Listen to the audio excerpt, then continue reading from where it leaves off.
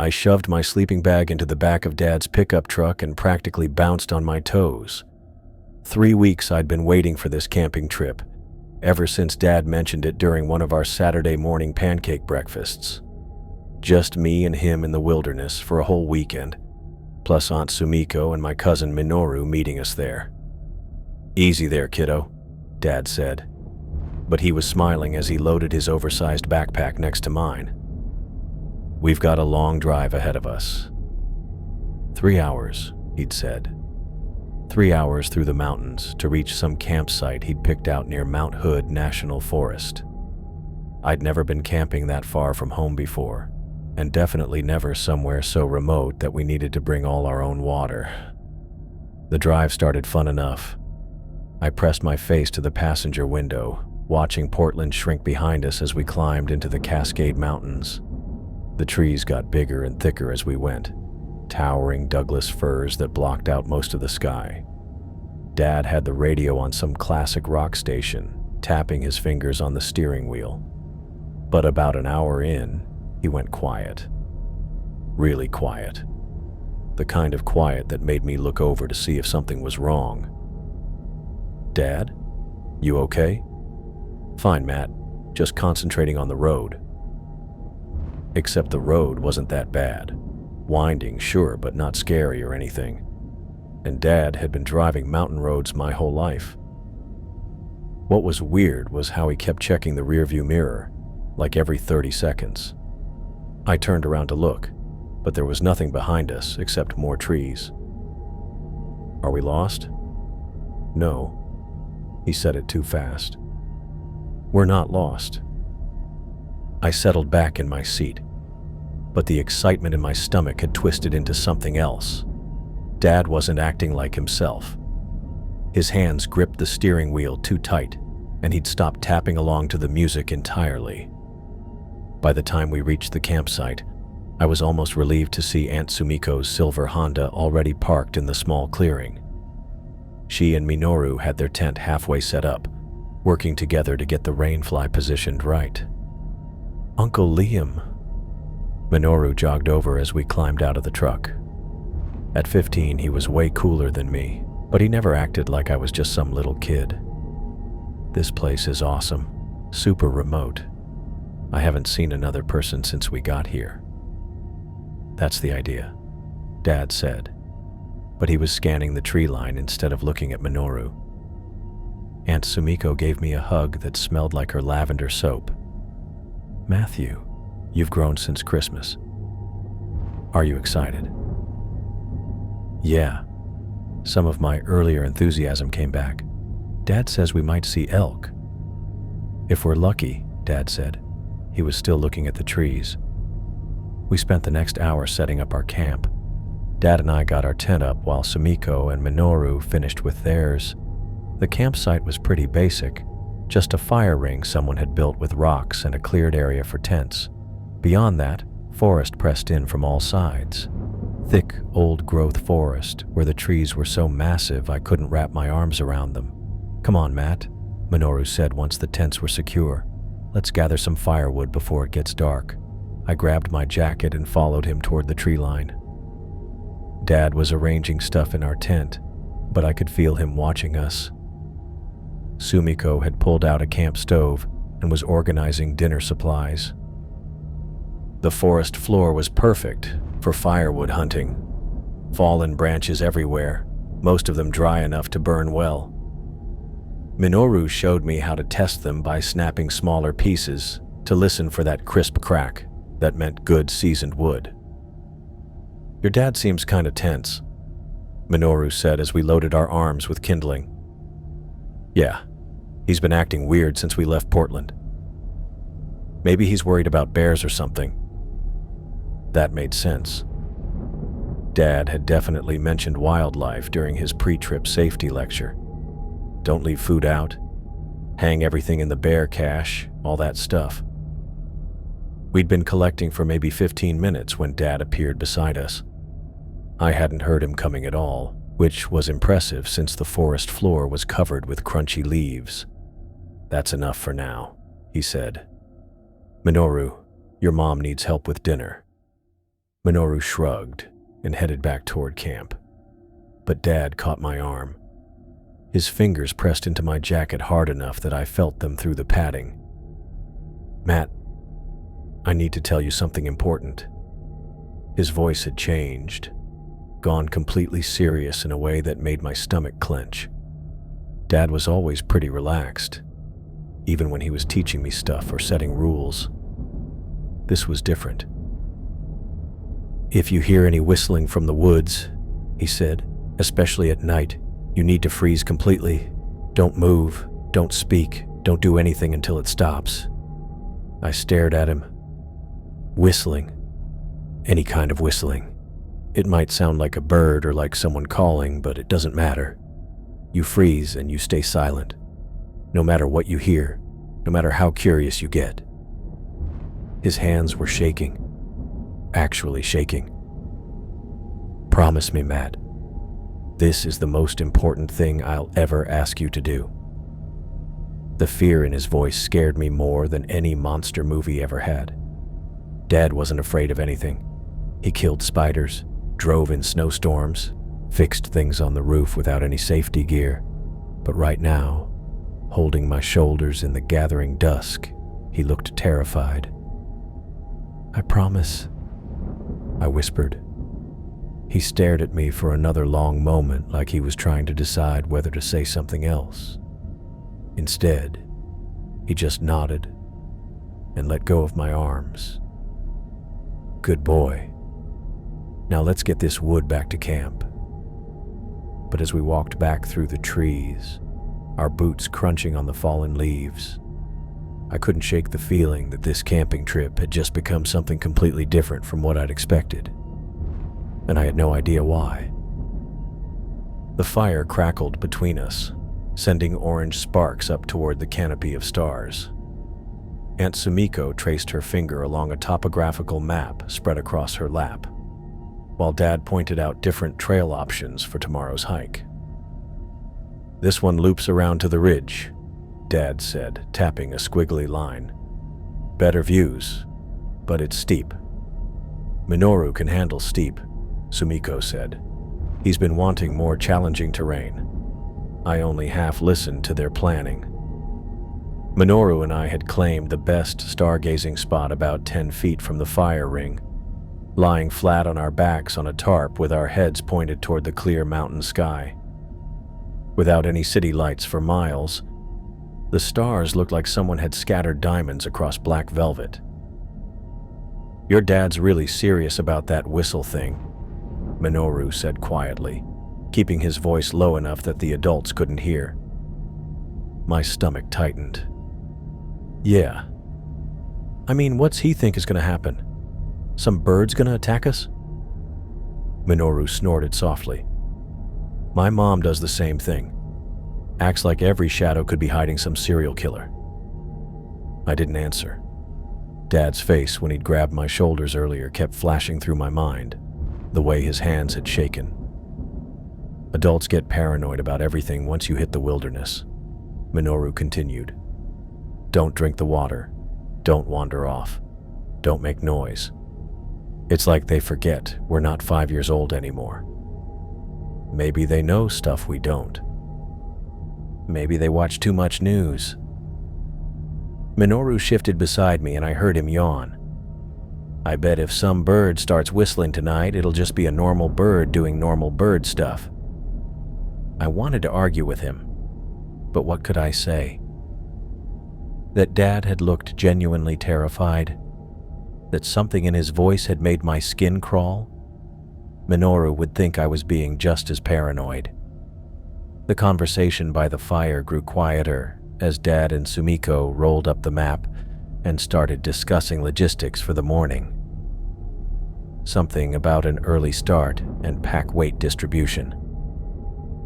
"We should probably get some sleep," Sumiko said, standing and brushing dirt off her hiking pants. "Actually," Dad said, "I want to walk the perimeter once more. Check that we secured everything properly." "I'll come with you," Sumiko said. "Stretch my legs before bed." They grabbed a flashlight and headed into the darkness beyond the fire's glow, their voices fading as they made their circuit around the campsite. The fire settled into steady flames, and the forest pressed in around us with that dense silence that only came from being miles from civilization. "This is nice," Minoru said. "Just us and about 1,000,000 trees." Yeah, I tried to focus on the stars, picking out the few constellations I actually knew. The Big Dipper hung directly overhead, clearer than I'd ever seen it in Portland. We lay there in comfortable quiet for maybe 20 minutes. The fire burned lower, casting dancing shadows across our tarp. In the distance, I could occasionally hear Dad and Sumiko's voices as they checked the bear cache and made sure nothing was left out that might attract animals. That's when the whistling started. It drifted from somewhere deep in the forest, long and melodic and completely unlike any bird call I'd ever heard. The sound seemed to hang in the air, rising and falling with an almost musical quality that made the hair on my arms stand up. My entire body went rigid, every muscle locked in place as Dad's warning crashed through my head. "Freeze completely. Don't move. Don't speak." "Whoa," Minoru said softly, and I felt him sit up beside me. "What was that?" I couldn't answer, couldn't move. My throat had closed completely. The whistle came again, closer this time. That same haunting melody that seemed to contain actual notes, like someone playing a flute in the darkness. But there was something wrong with it. Something that made my brain reject what I was hearing. It was too perfect, too controlled. Like music, but not quite. "That's not a bird," Minoru said, and I heard excitement in his voice instead of fear. "Birds don't whistle like that." The sound repeated. Definitely closer now. Maybe 50 yards into the trees. "Matt, are you hearing this?" Minoru's voice got louder. "This is exactly the kind of weird stuff I love. Some animal we've never heard before." I tried to grab his arm, tried to whisper for him to stay down, but my body wouldn't respond. The terror that had flooded my system when the whistling started held me completely frozen. Dad's voice echoed in my head. "No matter what you hear, no matter how curious you get." "I'm gonna check it out," Minoru said, and I felt him moving beside me. "No." The word screamed inside my head, but my mouth wouldn't form it. "Seriously, when will we get another chance to see what makes a sound like that? This is like finding Bigfoot or something." I heard him rustling around, probably grabbing his flashlight from beside the tarp. My eyes were locked on the stars above, my breathing shallow and quick. The whistle came a third time, and this time I caught something else underneath it. An echo maybe, or a harmony. Like the sound was layering on itself in ways that shouldn't be possible.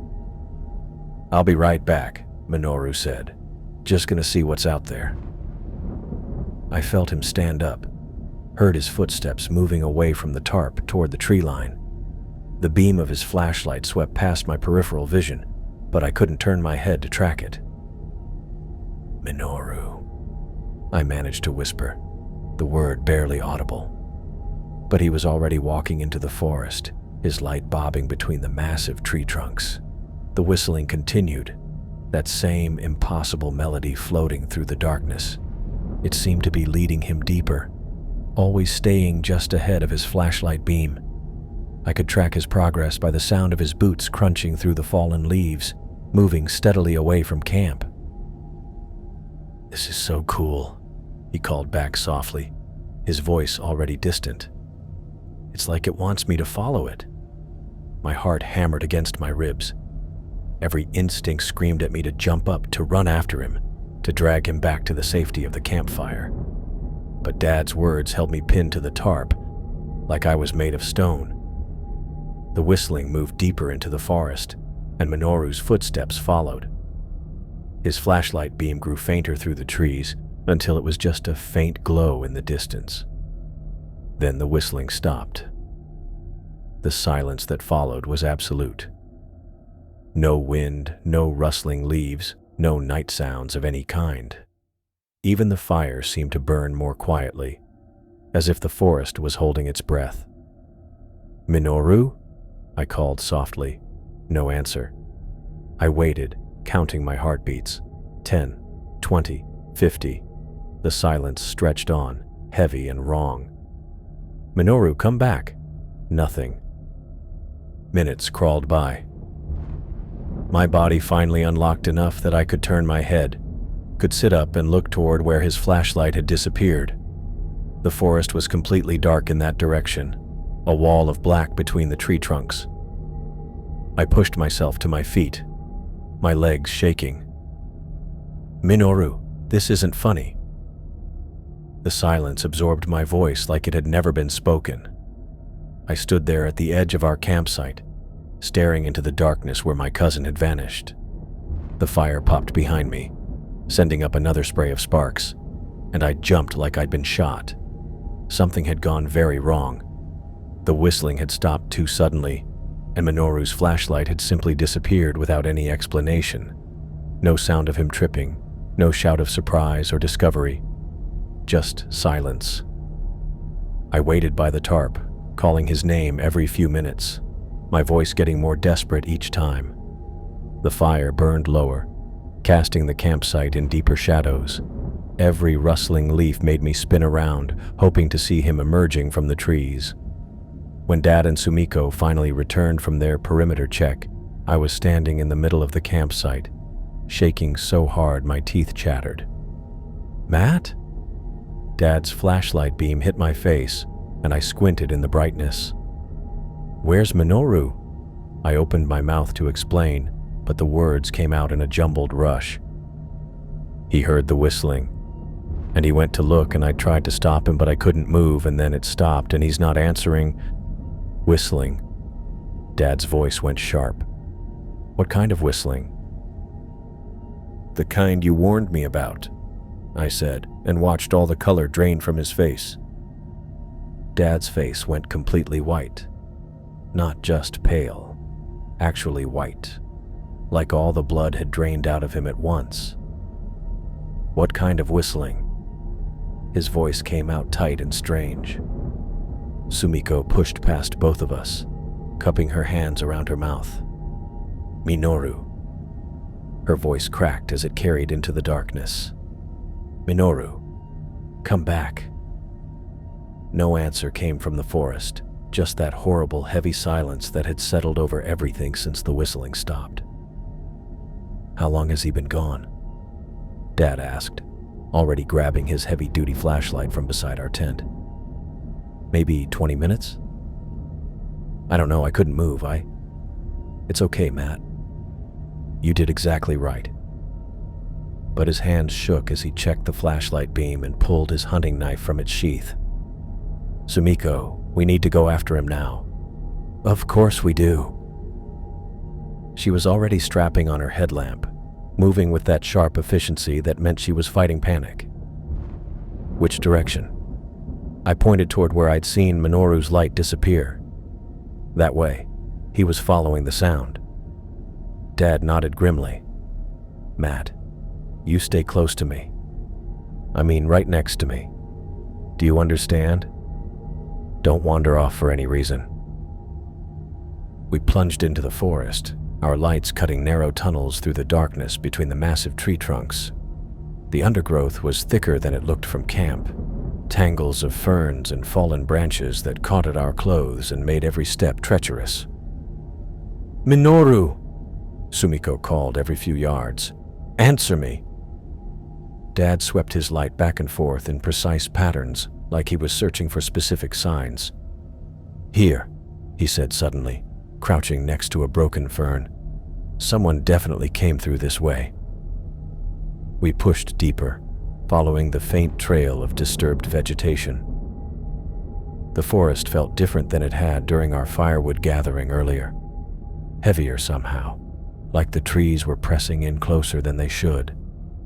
My skin kept crawling with the sensation that something was watching us from just beyond our light beams. "There!" Sumiko's voice jumped with relief. "His flashlight." She darted toward a small black shape lying beside a fallen log. Dad's light revealed Minoru's LED flashlight, still on but dim, its beam pointing uselessly at the moss-covered bark.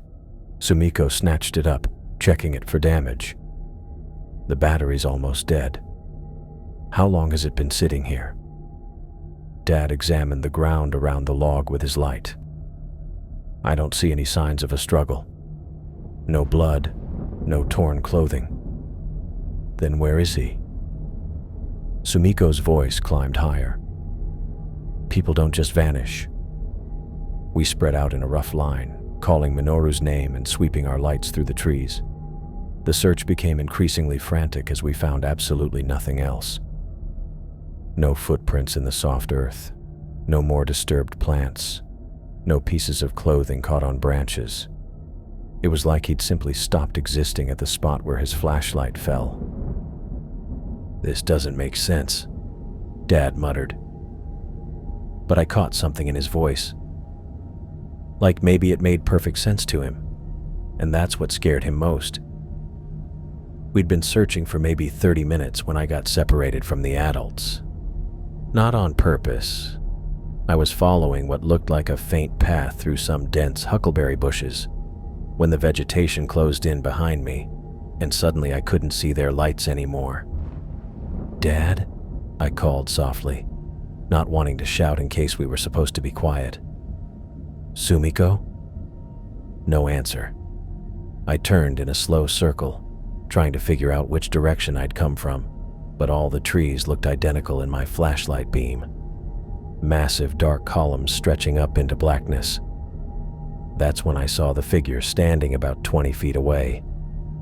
At first glance, it looked like a person. Tall, wearing what might have been a long coat, just standing motionless between two Douglas firs. My heart jumped with relief. "Hey," I called, raising my flashlight. "Did you see a kid come through here? Japanese-American, about 15. The beam hit the figure, and my words died in my throat. It was definitely shaped like a person, but everything about it was wrong. Too tall, too still, with proportions that made my brain itch just looking at them. And when my light caught its eyes, they reflected back like an animal's, a silvery green glow that belonged on a cat or raccoon, not a human face. "I can help you find him," it said, and my blood turned to ice water. The voice was beautiful. That was the worst part. It sounded like music, like the most perfect singing voice I'd ever heard, but formed into actual words. The same melodic quality as the whistling, but now it was talking to me. He followed the song. The figure continued, taking a step closer. Such a curious boy. Always drawn to mysteries he should leave alone. I wanted to run. Every instinct screamed at me to turn around and crash through the forest, until I found Dad and Sumiko. But my feet wouldn't move. The voice held me frozen, just like the whistling had. "You're different," it said, tilting its head with fluid grace. "You listened to your father's warning. Very wise, but also very lonely, standing there while your cousin walked into the dark."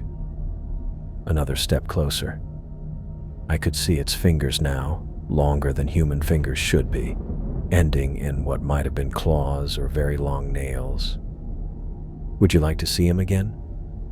The question hit me like a physical blow. "He's alive?" "Alive, yes. Though perhaps not in the way you understand." The figure raised one of those two long hands toward me. "Come. I'll show you where he is." I almost took a step forward. The compulsion was overwhelming, like being pulled by an invisible rope. But something cold and sharp cut through the musical voice's influence. Dad's words from earlier, delivered with shaking hands and genuine terror. "No," I whispered. The figure paused, its hand still extended. "No? I'm not supposed to follow strange sounds. or strange people. For a moment, something that might have been amusement flickered across its face. Your father taught you well, but he cannot protect you forever.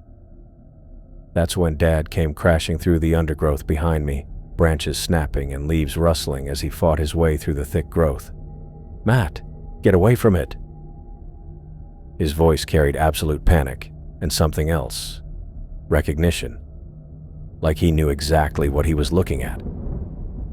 I tried to run toward him, but my legs still wouldn't obey.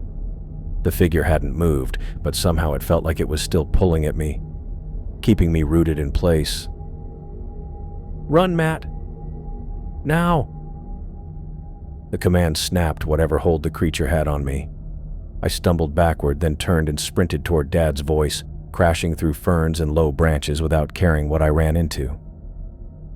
Behind me, I heard Dad's voice raised in what sounded like an argument, though I couldn't make out the words. His tone was firm, but not quite angry, more like he was negotiating something, or trying to reason with someone who held all the power. Then came the gunshot. The sound cracked through the forest like thunder, echoing off the tree trunks and sending something, birds maybe or bats, rustling through the canopy overhead.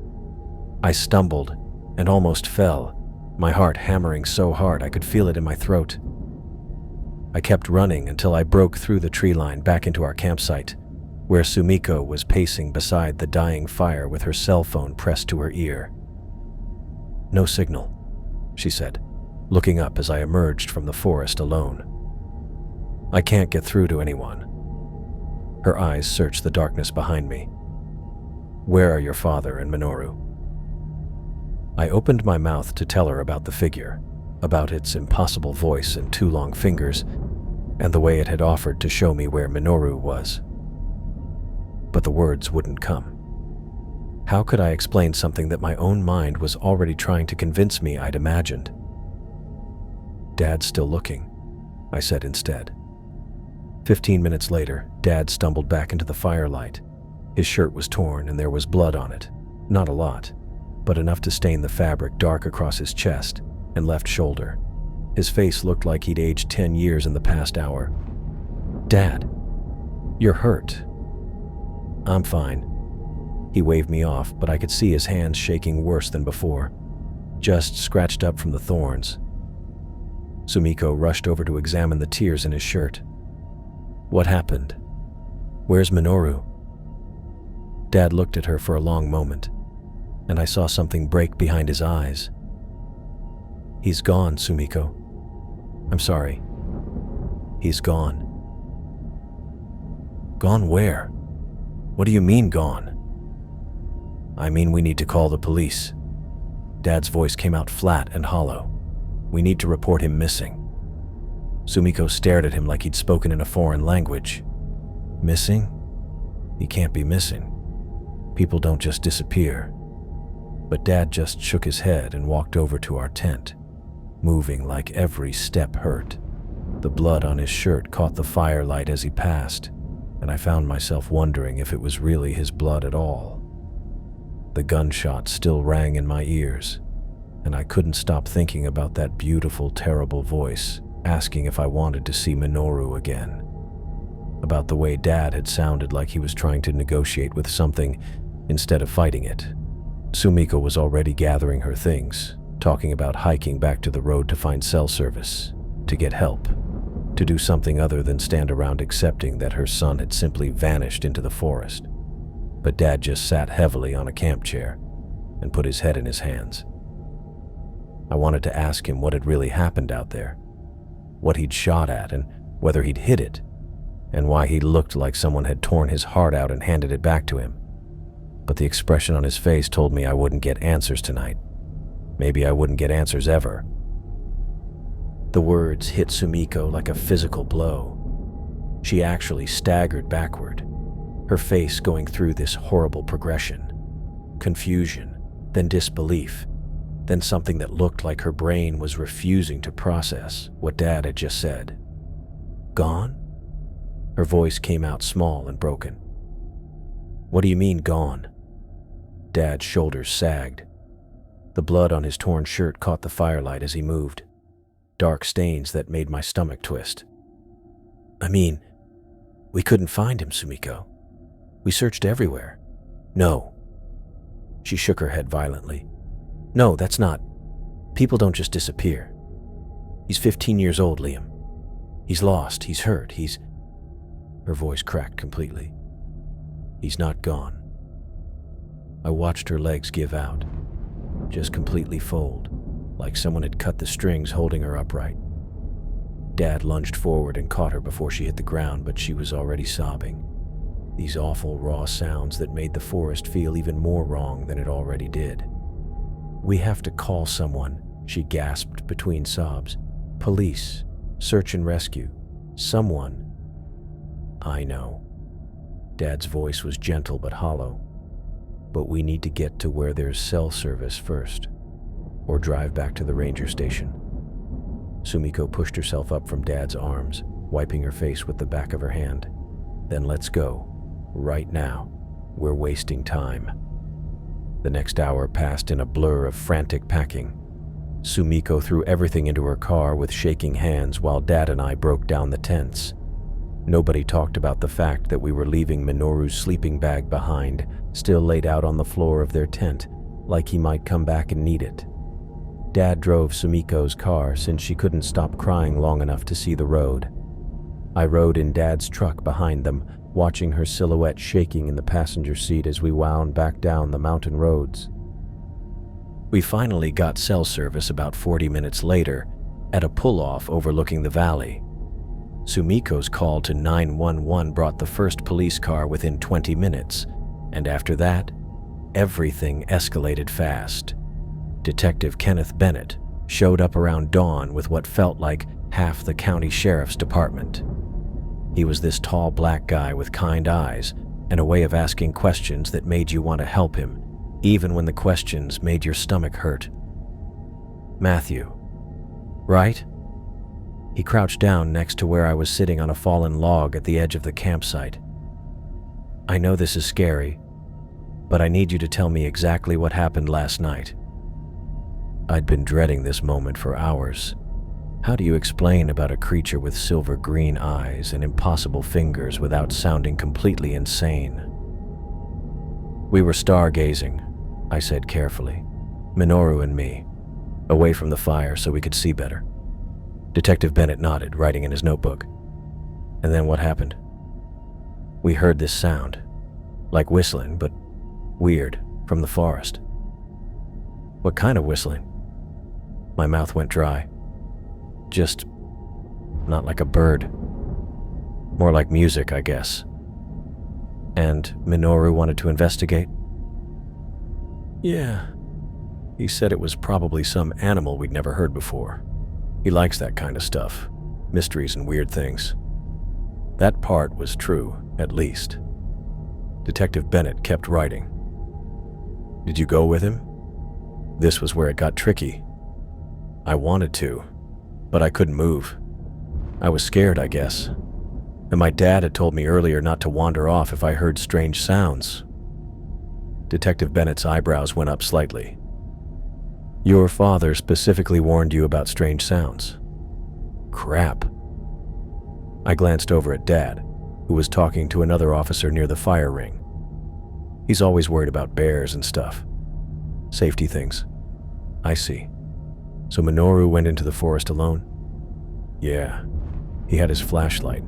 I called after him, but I shrugged, trying to look like a normal scared kid instead of someone hiding a massive secret. How long was he gone before you told the adults? Maybe 20 minutes? I kept calling his name, but he didn't answer. And then Dad and Aunt Sumiko came back from checking the campsite. Detective Bennett closed his notebook. You did the right thing staying put, Matthew. That was smart. I didn't feel smart. I felt like a coward who'd let his cousin walk into something terrible. Over the next 4 days, our quiet campsite turned into something that looked like a disaster area. Search and rescue teams swarmed the forest with dogs and helicopters. Volunteers arrived in waves. Hikers, local outdoors groups, People who'd heard about the missing kid on the news and wanted to help. I watched it all from the sidelines, staying close to Dad and trying not to think about that beautiful, terrible voice asking if I wanted to see Minoru again. The search teams found pieces of evidence that made everyone hopeful and made my stomach sink at the same time. Minoru's jacket, caught on a branch about a quarter-mile from where we'd found his flashlight. One of his hiking boots, discovered near a creek another half-mile beyond that. Each discovery sent the searchers deeper into the forest, following what looked like a trail. But I knew better.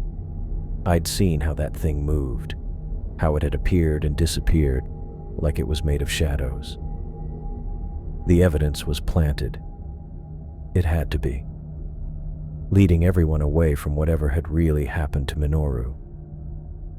"This is promising," Detective Bennett told Sumiko on the third day, pointing to a map covered in colored pins marking where they'd found Minoru's belongings. "It suggests he was moving in a consistent direction, probably following water. Kids often do that when they're lost." Sumiko nodded eagerly, clutching Detective Bennett's words like lifelines. "So, you think he could still be alive?" "It's possible. The weather's been mild, and if he found water, he could survive longer than you'd think." But Dad and I both saw the doubt in Detective Bennett's eyes. 4 days in the wilderness without food, with nighttime temperatures dropping into the 30s, and that was assuming Minoru was just lost, not whatever had actually happened to him. Dad got worse each day. He barely ate, barely slept. I'd catch him staring into the forest with this expression like he was waiting for something to come charging out of the trees. When helicopters flew overhead, he'd flinch like they were gunshots. "Dad," I said on the third night when I found him standing at the edge of camp at 2 a.m., "you should try to get some sleep." "Can't." His voice was barely a whisper. "It's still out there, Matt." "What's out there?" He turned to look at me, and his eyes were haunted. "You know what?" I did know, but hearing him acknowledge it made everything feel more real and more terrifying. "Are we safe here, with all the police around?" Dad's laugh had no humor in it. "I don't think it cares about police." On the fourth day, they called off the active search. Not because they'd given up hope, Detective Bennett explained to the families, but because they'd covered all the accessible terrain within a reasonable radius. They'd continue monitoring the area and following up on any tips, but the massive coordinated effort was over. That's when Sumiko finally exploded. "This is your fault." She whirled on Dad with fury that had been building for days. "You were supposed to be watching them. That's what you said. You'd keep an eye on the boys." "Sumiko, no." Tears streamed down her face, but her voice was pure rage. "You brought us to this place. Miles from anywhere, no cell service, no help. And then you let my son wander off into the woods in the middle of the night." "I was checking the perimeter. Making sure what, Liam? What was so important that you couldn't watch 2 kids for one evening?" Dad's face crumpled. "I'm sorry. I'm so sorry." "Sorry doesn't bring him back." Sumiko's voice cracked. "Sorry doesn't give me my son."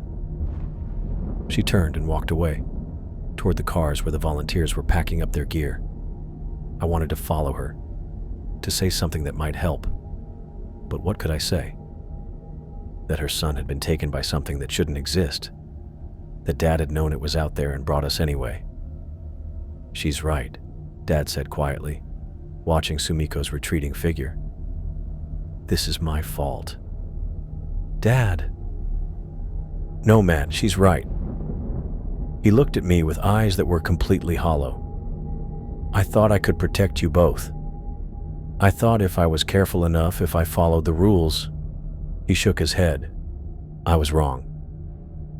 The drive home felt like a funeral procession. Dad and I followed Sumiko's car down the mountain in complete silence, the radio off.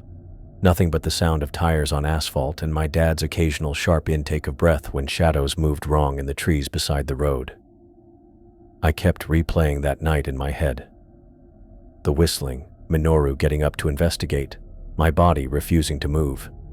The creature's impossible voice offering to show me where Minoru was. Dad's gunshot echoing through the forest. What if I'd been braver? What if I'd grabbed Minoru and dragged him back to the fire before he could walk into the trees? What if I'd run after him instead of lying frozen on that tarp? But even as I tortured myself with what-ifs, part of me knew the truth. That thing, whatever it was, had wanted Minoru specifically. It had called to him with that musical whistle, led him away with a song that was designed to appeal to his curiosity. If I'd tried to interfere, it probably would have taken both of us. The official report, when it came out weeks later, classified Minoru as a missing person, presumed dead due to exposure or possible animal attack. The evidence of his clothing scattered through the forest supported the theory that he'd become disoriented and lost, eventually succumbing to the elements. Detective Bennett called Dad a few times in the following months, checking if we'd remembered any new details or if Minoru had tried to contact us. But the calls grew less frequent and eventually stopped altogether. The case went cold, filed away with hundreds of other missing persons reports. Sumiko never spoke to us again. But sometimes, late at night in my bedroom back in Portland, I'd hear something that might have been whistling carried on the wind. And I'd remember that beautiful, terrible voice, asking if I wanted to see Minoru again, and wonder if someday I'd be brave enough, or foolish enough, to say yes. The concerned phone calls had been getting worse for 3 weeks. Dad's voice getting thinner, more distracted, like he was listening to something else while we talked. He'd pause mid-sentence, then ask me to repeat things I'd just said. Or he'd mention hearing sounds that made no sense. Cars backfiring at 2 in the morning, construction work on Sundays, things that shouldn't exist in his quiet neighborhood. So I drove down from Bellingham on a Tuesday evening, telling myself it was just a routine check-in. Dad was 45 now, had taken early retirement from his construction job 2 years ago after his back gave out. Maybe he was just lonely. Maybe he needed to get out more. But when I pulled into his driveway, I could see him through the kitchen window, pacing back and forth like a caged animal. I knocked instead of using my key. Somehow walking in unannounced felt wrong when he was this wound up. "Matt?" His voice came through the door immediately, like he'd been standing right there waiting. "That really you?" "Yeah, Dad.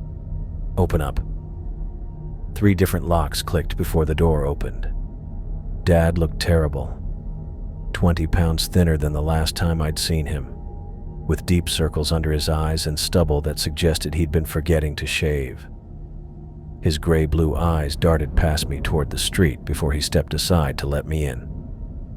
"Good timing," he said, already moving toward the back of the house. "I was just making dinner." The kitchen smelled like burned onions and something else I couldn't identify. Dad stirred a pot of what might have been soup while checking the window every few seconds. "Dad, when's the last time you slept?" "I sleep fine." He didn't look at me. "Just keeping an ear out, you know? Neighborhood's been weird lately." I glanced around the kitchen. Everything looked normal except for the baseball bat leaning against the counter next to the stove, and the way every blind in the house was drawn tight, even though it wasn't fully dark yet. "Weird how?" He shrugged, still stirring. "Sounds at night. Things that shouldn't be there." The way he said it made something cold settle in my stomach.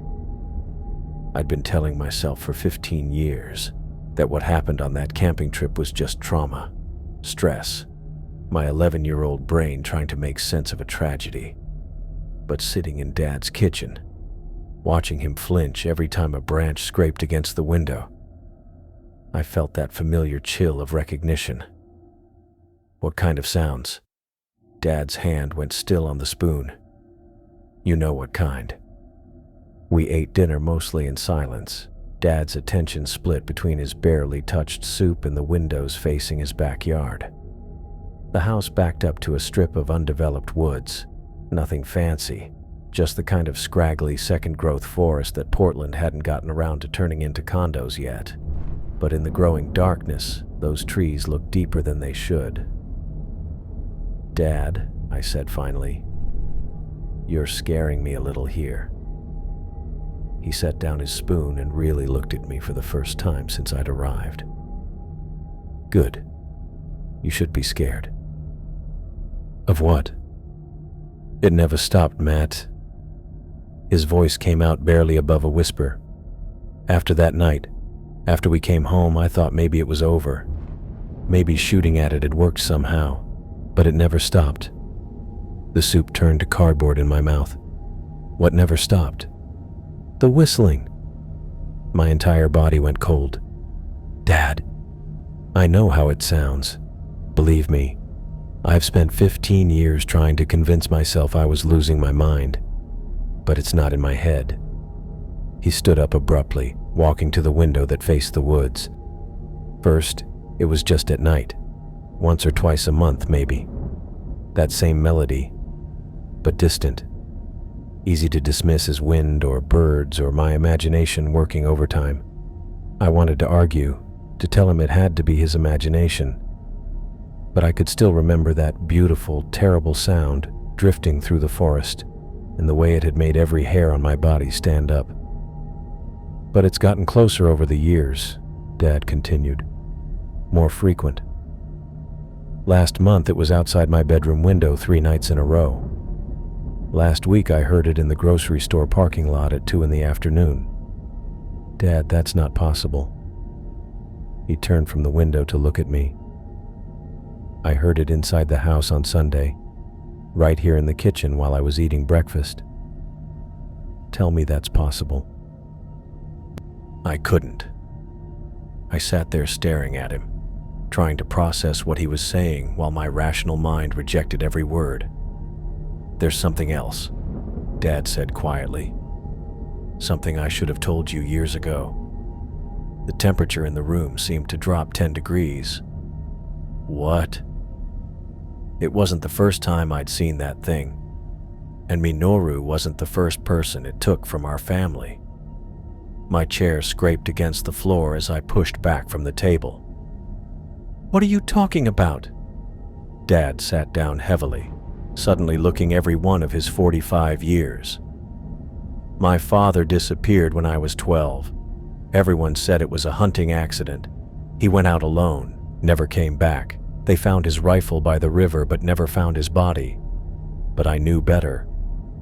Dad, the night before he disappeared, I heard the whistling outside our house. Same melody, same impossible beauty. And I saw him talking to something at the edge of our property. Something that looked human until you got close enough to see that it wasn't. I felt like the floor was tilting under my feet. You never told me any of this. How could I? What was I supposed to say? That our family is cursed? That some creature in the woods has been picking us off one by one for generations? Dad's laugh was bitter. I hoped changing our name might help. My father was Patrick O'Phailane. I became Liam Faor when I got married. Thought maybe that would break whatever connection it had to us. But it didn't work. No, it didn't work. He stared at his hands. I thought maybe if I was careful, if I followed the rules, I could keep it away from you. That's why I warned you about the whistling. That's why I told you to freeze and stay quiet. But you brought me there anyway. The accusation slipped out before I could stop it. You knew it was dangerous and you brought me and Minoru right to it. Dad's face crumpled. I thought I could protect you. The old stories my father told me. They said the creature took one person per generation, one male from each family line, always around age 15. My grandfather went missing when my father was a boy. Then my father disappeared when I was 12. I thought maybe it was my turn next, not yours. The pieces clicked together with horrible clarity. You were trying to sacrifice yourself. I was trying to end it. If it took me, maybe the cycle would be broken. Maybe you'd be free. His voice broke, but it wanted Minoru instead. And now what? Dad looked up at me with eyes full of pain and terror. Now I think it's coming for you. You were supposed to be part of that night somehow, and when you weren't, it just waited. But waiting time is over. I stood up so fast my chair toppled backward. That's insane, Dad. Even if any of this is real, even if there really is some creature stalking our family, why would it wait 15 years? Because you weren't 15 yet when it happened. But you're 26 now. Old enough to understand. Old enough to make your own choices. Dad's voice got quieter. Old enough to hear the calling and follow it willingly.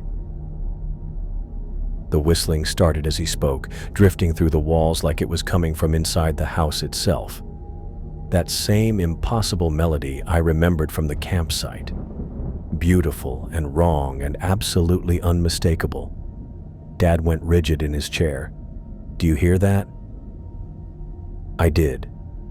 God help me, I heard it perfectly, and every instinct I had screamed at me to freeze, to stay absolutely still until it stopped. But this time I didn't listen to those instincts. This time I walked toward the back door. Matt, no. Dad's voice was sharp with panic. Don't go out there. I'm tired of running from this, Dad. My hand was already on the doorknob. I'm tired of pretending it's not real. Please. You don't understand what you're dealing with. I turned to look at him. Then maybe it's time I found out. The whistling grew louder, more insistent, as if it knew I was listening. As if it had been waiting 15 years for me to finally answer its call. I opened the door and stepped into the darkness. The night air hit my face like a slap, carrying the scent of cedar and something else, something wild and ancient that made my skin crawl. Behind me, Dad scrambled from his chair. Matt, get back inside, right now. But I was already 3 steps into the yard, my bare feet cold against the damp grass. The whistling wrapped around me like silk, that same impossible melody that had haunted my dreams for 15 years. My body wanted to freeze, every childhood instinct screaming at me to drop flat and stay motionless until it passed. Instead, I kept walking toward the tree line. I know you're there, I called out, my voice shakier than I wanted it to be. I can hear you. The whistling stopped abruptly. The silence that followed was so complete it felt like the world had been muted, every cricket and nightbird suddenly holding its breath. Dad appeared beside me, his hand clamping down on my shoulder hard enough to bruise. We need to go back inside. Now. No. I shrugged out of his grip. I'm done running from this thing. You don't understand what I'm dealing with. I turned to face him. A creature that's been stalking our family for generations. That took your father and your grandfather and Minoru. Yeah, Dad. I think I'm starting to get the picture. Movement in the shadows between 2 tall firs caught my eye. Something pale and too tall stepped out of the darkness, and 15 years collapsed into nothing. It looked exactly the same. That unnaturally graceful build, the flowing dark coat that seemed to be made of shadows, those silver-green eyes that reflected light like an animal's. Hello, Matthew. Its voice was music and velvet and everything beautiful about the forest condensed into sound. I wondered when you would finally come to speak with me. Dad made a choked sound beside me. "Stay away from him." The entity's attention shifted to Dad with what might have been amusement. "Liam, still playing the protector, I see. Still believing you can shield him from truths that run deeper than your understanding. What do you want?" The words came out of my mouth before I could stop them. "Why did you take Minoru? Why are you hunting my family?" Those impossible eyes fixed on me again. Hunting.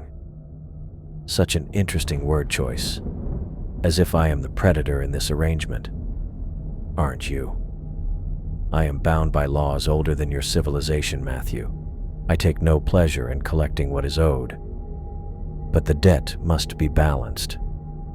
It moved closer, each step completely silent. Your great-grandfather killed something sacred to build his logging road through the old grove, something that had protected these forests for centuries. Dad's face went white. My grandfather was just a foreman. He followed orders. Yes. And in following those orders, he destroyed a guardian spirit that had lived in those trees since your people first came to this land. The entity's voice carried no anger, just a terrible matter-of-factness. Balance demands recompense. One life taken, one life owed. That's insane, I said. You can't hold children responsible for something their ancestor did. Can I not? Your family benefited from that destruction for generations. The logging operation made your great-grandfather wealthy. That wealth built the house where your grandfather grew up, paid for your father's education, put food on your table. Those silver-green eyes seemed to look right through me. The debt passes down with the inheritance. But you took Minoru, Dad said, his voice breaking. He wasn't even blood family. He was there. He was young and curious and unprotected by the old warnings. The entity tilted its head. And you brought him to me, Liam. You led your sister's son directly into my domain, hoping I would take him instead of your own child. The accusation hung in the air like poison. Dad's face crumpled completely. I didn't know, he whispered. I thought maybe, if I was there, if I was willing. You thought you could sacrifice yourself to save Matthew. Noble. Foolish, but noble. The entity's gaze returned to me. But the debt cannot be paid by the guilty party. It must be collected from innocence, from youth, from those who had no hand in the original sin. Rage flared in my chest, hot and sudden. That's the most twisted logic I've ever heard. Is it? Your justice system holds parents responsible for their children's debts. Your religions speak of generational sin. I am simply older and more consistent in my application of consequence. So what now? I spread my arms wide. You've been circling us for 15 years. Are you here to finish the job? The entity studied me with those unnatural eyes. I am here to offer you a choice, Matthew 4. The debt remains unpaid. Minoru was a down payment, perhaps, but not sufficient to clear what is owed. What kind of choice? You can take his place. Walk into the deep forest with me. Join him in service to powers you cannot understand, and your family's obligation ends forever. It paused.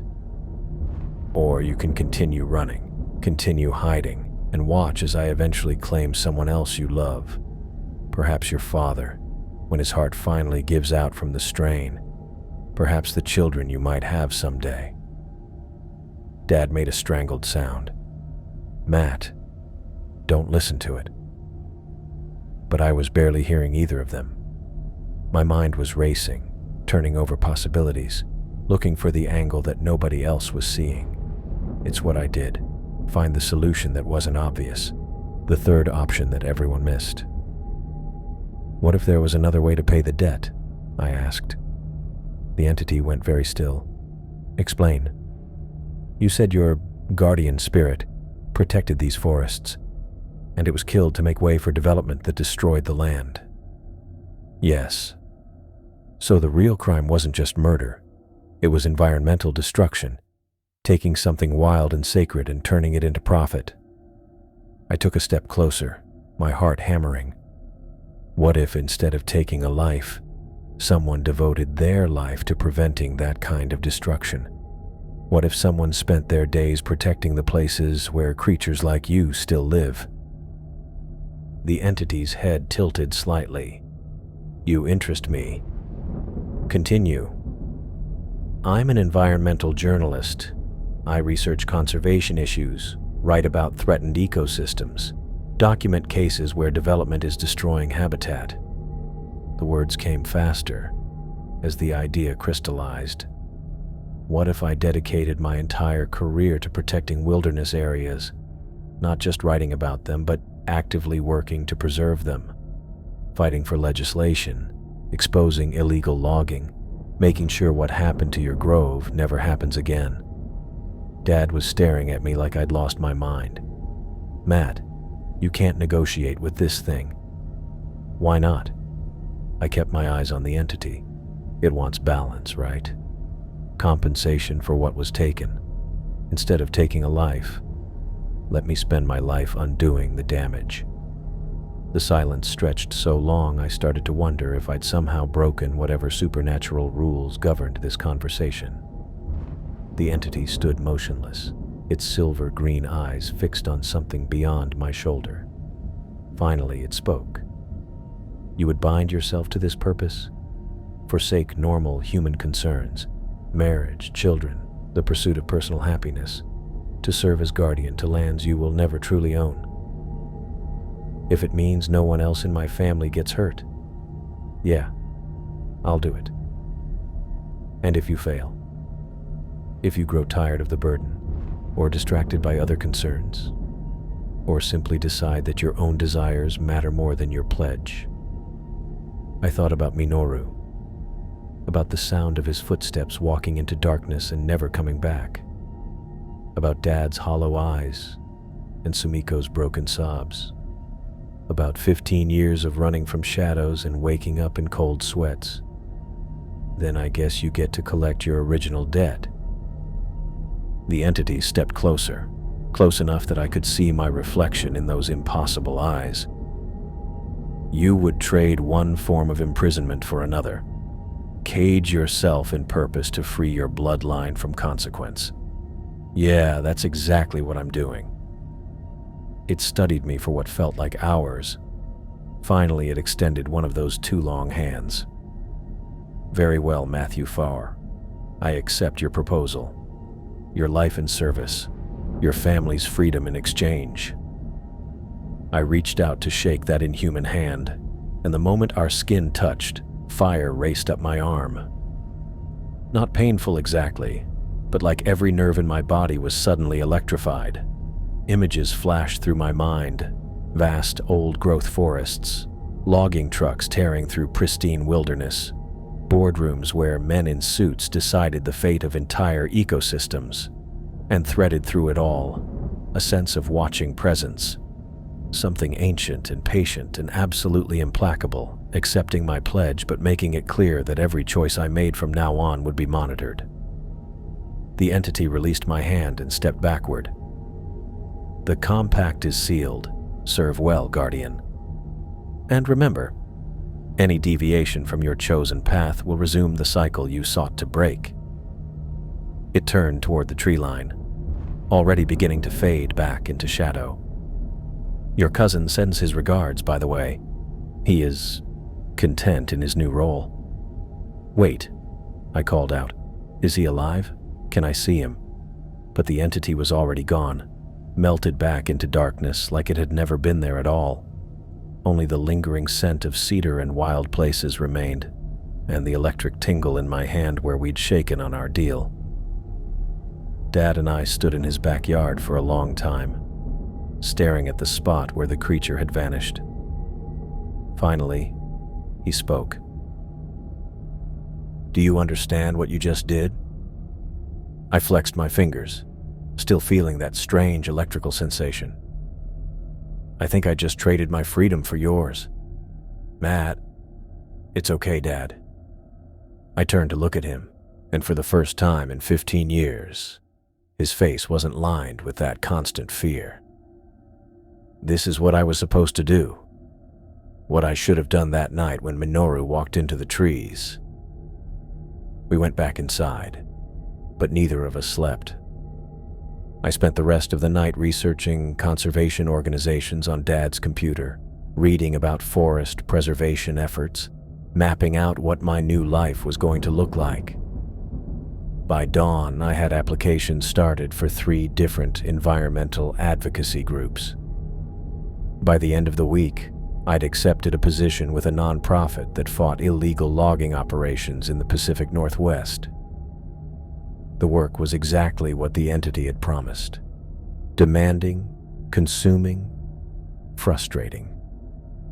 I spent my days documenting habitat destruction, my nights writing grant proposals, my weekends hiking through forests to catalog what was being lost. But the whistling stopped. Dad slept through the night, for the first time in years. And somewhere deep in the woods, where ancient things still lived, I hoped Minoru knew that his disappearance hadn't been meaningless after all.